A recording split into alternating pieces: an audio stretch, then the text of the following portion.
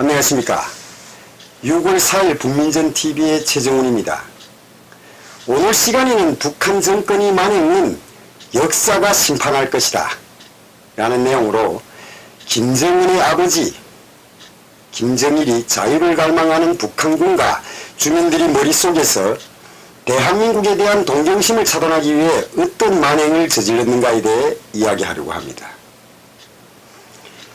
다 아시는 것처럼 북한은 지금도 식량 결핍과 김정은의 독재 정치, 몇 안 되는 권력층들이 아부하참 사회주의는 가학이다 라는 김정일 노작에 짜맞춘 비사회주의 검열이 끊임없이 진행되고 있는 곳입니다. 인간 이하의 삶을 강요하며 감옥과 정치범 교화소를 통해 주민들이 자유와 인권을 억압하는 곳도 유일하게 김정은이 저 북한이다 그겁니다. 저 북한. 수많은 백성들이 먹을 게 없어 풀뿌리로 굶주린 배를 달래고 있는데 김정은은 지금 이 시간도 호화로운 별장에서 생일잔치와 각종 연회로 달러를 탕진하고 있을 것이며 그 밑에서 아부하는 자들이 부하방탕한 생활은 평양에서 지금도 은밀하게 진행되고 있다는 겁니다.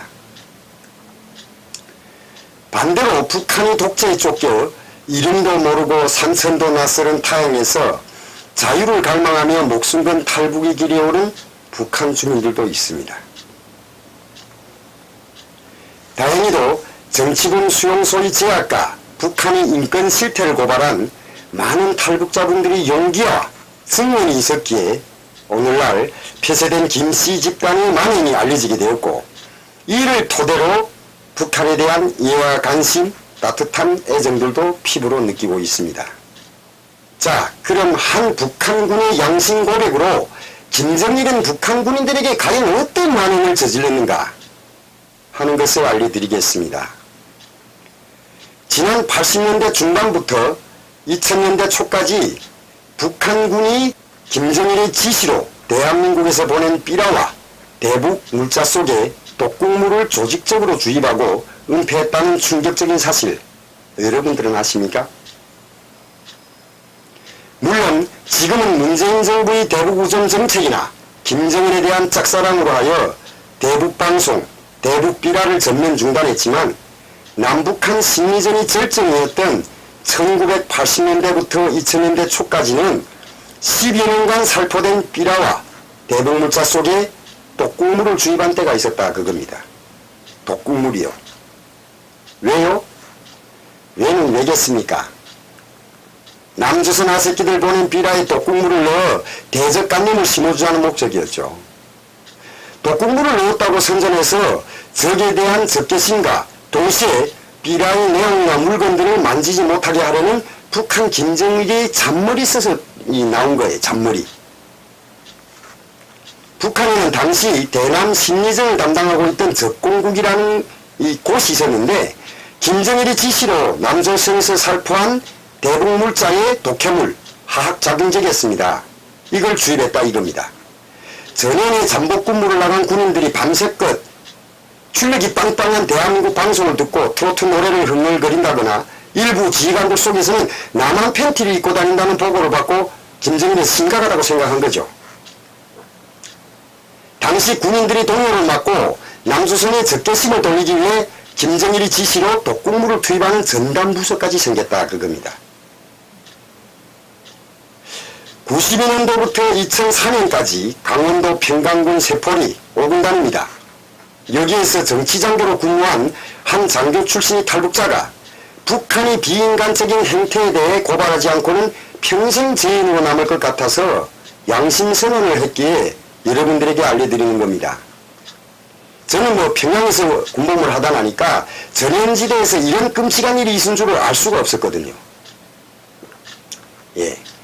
이분이 증언에 의하면 92년 9월 어느 날 새벽 항색깔의 주사약이 들어있는 봉인된 주사기 수십 대를 들고 온 대대 정치장교와 적공국에서 파견된 또 다른 장교와 함께 산에 올라간 적이 있대요.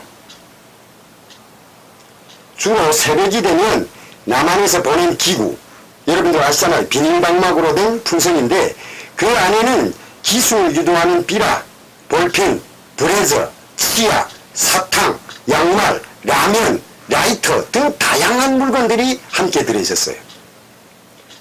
중대정치장교로 각 배치되었던 이분은 새벽에 이유도 모른 채 이들과 함께 산에 올라가 이미 뿌려진 비라와 대북 신의물자의 주사기 안에 약물을 주입했다 그거예요.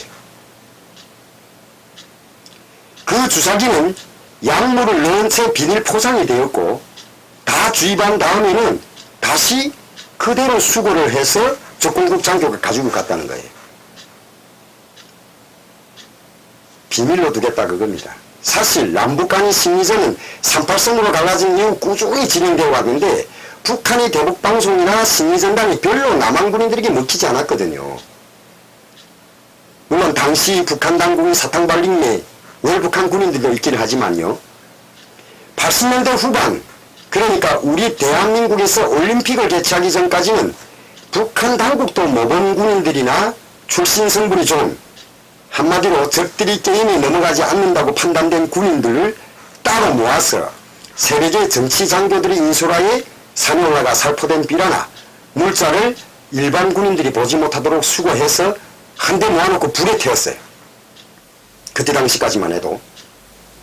그럼에도 불구하고 그 불에 태우러 동원됐던 군인들까지도 남한의 발전상을 얘기하고 일부 군인들이 남한으로 넘어가는 사건이 빈번해지자 김정일은 몇몇을 죽이거나 장례를 만들더라도 이 범죄를 저지르도록 지시한 거죠. 아무것도 모르는 군인들은 산에 올라갔다가 삐라나 물건을 만지게 되는데 어떻게 되었겠어요? 일주일 지난 후 몇몇 군인들 손톱 끝이 바늘에 찔리듯 부어오르면서 팔목까지 물집이 생기고 상처가 덧나기 시작했다 그겁니다. 남한에서 보낸 양말을 신었던 군인들은 손과 같은 증상이 나타나기 시작했고 사탕을 먹었던 군인들은 열이 나면서 구토를 하기 시작했어. 며칠 지나 이런 증상이 나타나기 시작한 군인들 몇몇은 사망까지 이르렀습니다. 사망까지.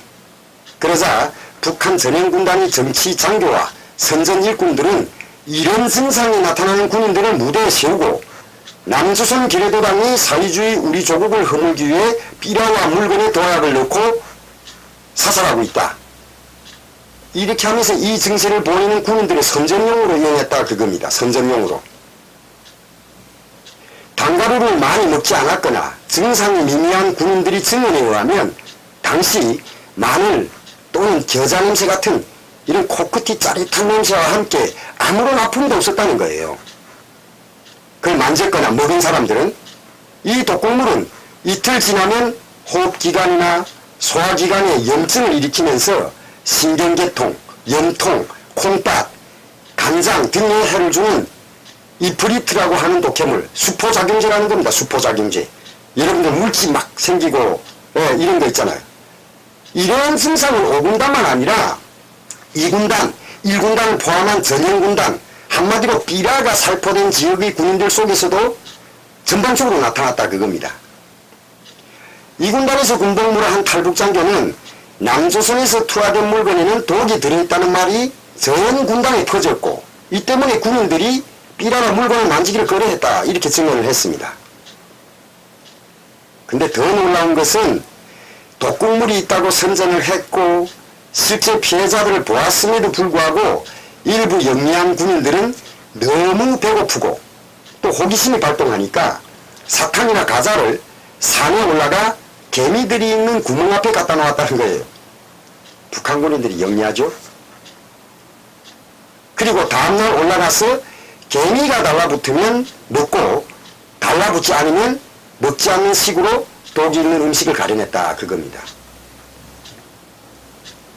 북한 당국도 당시 대한민국에서 보낸 물자 전부에 독극물을 넣을 수는 없었다 그겁니다. 참 슬프면서도 다이나믹한 북한군의 생활상 아닙니까? 얼마나 많은 군인들이, 얼마나 많은 젊은이들이 김정일의 욕심 때문에 체제 안전이라는 민영하에 숨지었고 장애인이 되었는지 생각하면 정말 가슴 아프다 그거예요. 체제 위협이라고 판단되면 자기를 위해 목숨 바치겠다는 군인들도 서슴없이 실험용으로, 선전용으로 이용하는 것이 저 김씨 집단이다 그겁니다. 김정은은 자기 이북형도 이보다 더 진화된 독극물로 살해하지 않았습니까?